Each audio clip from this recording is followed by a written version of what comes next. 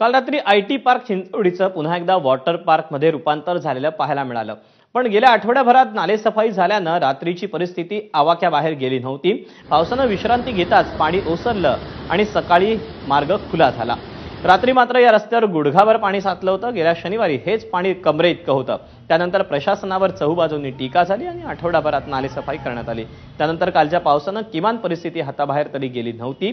मात्र अद्यापही पाणी साचत असल्यानं नालेसफाई अथवा पावसाळ्यापूर्वीच्या कामात प्रशासन पूर्णतः पास झालं नाही, हे मात्र यातून स्पष्ट झालं।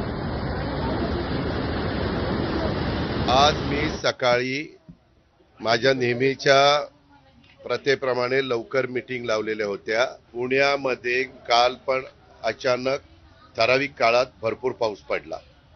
स्वतः आयुक्त वेगवेगळ्या ठिकाणी पीएमसी कमिशनर भेटी देत होते, पाहणी करत होते। हिंजवडीला जे काही दाखवलेलं होतं त्याच्या मागचं काय कारण आहे आणि त्याला काय आपण पुढची गोष्ट केली पाहिजे, म्हणजे तो प्रश्न आहे एमआयडीसी, पीएमआरडीए, पीसीएमसी अशा 3-4 एजन्सीच्या संदर्भातला प्रश्न आहे।